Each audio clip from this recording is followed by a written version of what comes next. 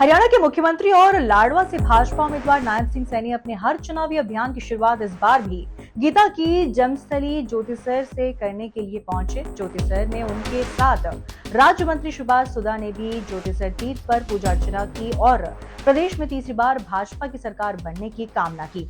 उन्होंने ज्योतिसर तीर्थ पर मन्नत का धागा बांधा और तीर्थ की परिक्रमा करने के पश्चात पत्रकारों से बातचीत भी की। पत्रकारों से बातचीत करते उन्होंने प्रदेश में तीसरी बार भाजपा की सरकार बनाने का दावा किया। उन्होंने कहा कि शीर्ष नेतृत्व द्वारा सोच समझकर पहली लिस्ट जारी की गई है। आज देखिए, भारतीय जनता पार्टी केंद्रीय नेतृत्व ने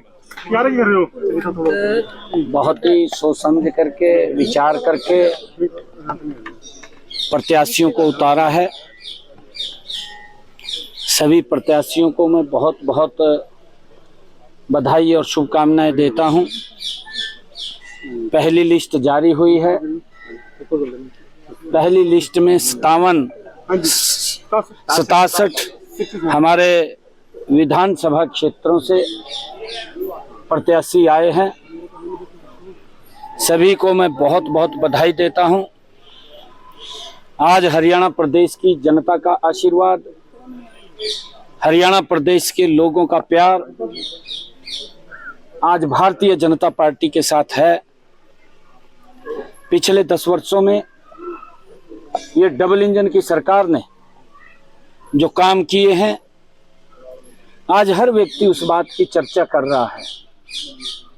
आज हर व्यक्ति ये चाहता है कि मोदी जी तीसरी बार देश के प्रधानमंत्री, मजबूत प्रधानमंत्री बने हैं। उनके दिशा निर्देश में हरियाणा में तीसरी बार सरकार लोगों ने मन बना लिया है कि हम बनाएंगे। हर व्यक्ति अपने अपने तरीके से काम करता है और हर व्यक्ति सरकार के दावे भी करता है।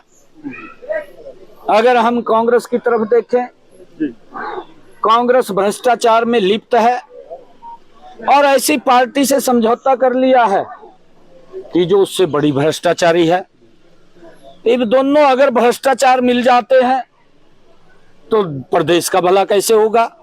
प्रदेश का भला नहीं हो सकता। इस भ्रष्टाचारों के टोले के अंदर ये अपना तो भला कर सकते हैं, परंतु प्रदेश का भला नहीं कर सकते। प्रदेश के लोगों से मैं ये कहना चाहता हूं, किसी के सजाबाग में आने की जरूरत नहीं है। आप लोगों के आशीर्वाद से भारतीय जनता पार्टी मजबूती से हर व्यक्ति की अपेक्षा को पूरी करते हुए हरियाणा प्रदेश को मजबूत करने का काम ये हमारी सरकार करेगी। आज मुझे हरियाणा प्रदेश के लोगों का बड़ा आशीर्वाद, सहयोग मिल रहा है और हरियाणा प्रदेश के लोगों ने तय कर दिया है तीसरी बार भारतीय जनता पार्टी की सरकार बहुत बड़े सीटों के साथ जीत करके हम तीसरी बार सरकार बना रहे हैं। कांग्रेस ज्वाइन करिए, टिकट भी मांग रही है। पहले कहा जाता विरोध करेंगे, कांग्रेस का प्लान था। मुझे लगता है जो पहलवानों के नाम पे राजनीति करेंगी कांग्रेस इस तरह नहीं। बिल्कुल, ये आपने सही बात कही है। कांग्रेस पार्टी किसी को नहीं बख्शती, हर नाम के ऊपर राजनीति करती है। वो किसानों के नाम के ऊपर राजनीति करती है, वो पहलवानों के नाम पर राजनीति करती है, वो सैनिकों के नाम के ऊपर राजनीति करती है, महिलाओं के नाम के ऊपर राजनीति करती है, गरीब के नाम के ऊपर राजनीति करती है और सबका शोषण करती है। कि लाडवा की सरदारी का बड़ा आशीर्वाद मिलने जा रहा है और मेरी भी अपेक्षा है कि लाडवा के विकास के कोई कोर कसर हम नहीं छोड़ेंगे। हम विकास की गति में लाडवा को अग्रणी भूमिका में